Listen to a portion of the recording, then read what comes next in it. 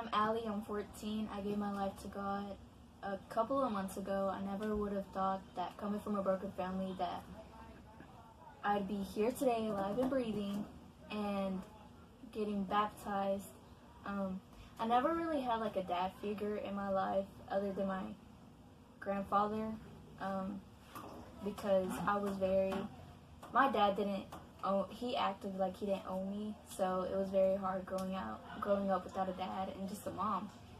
And I'm very thankful that my grandparents actually entered our life at the age that I was at.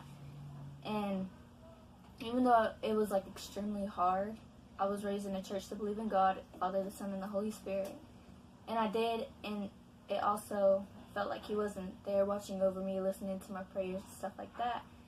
And I have felt this way for like a very, very long time, and it was very, very hard. So my story and my past, it does not define the person I am today. Opening up to people was very, very hard growing up because I felt like no one was ever listening or they really cared.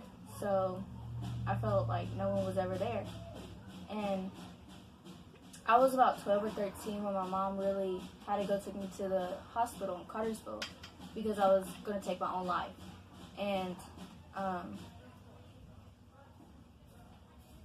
I will admit that I wasn't healthy at the point, and I wasn't okay. I would get messed around with at school, especially in middle school, for being ugly, being a hoe, just irrelevant stuff that I don't believe now, because I wouldn't hang around girls because they were just very dramatic and they liked drama, so I would hang around guys. And I thought if I showed enough skin, if I acted like other people, that I would be liked more, but it really made things worse on my part because of just what I was doing. And I was very suicidal and I was very unhappy and thought that cutting was the right answer because, I mean, I knew people that would cut, so they were like, it just helps. And I mean, I did it.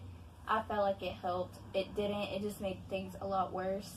And I learned that people can be cruel and very judgmental, and that you just have to walk away from it. And I'm doing this for me, honestly. I'm not doing it for anybody else, because I know that if I give myself to God and I receive God, that everything in my life will be better for me. So that's my story. My past does not define me, like I said again. And I'm Alie, I'm 14, and I'm getting baptized.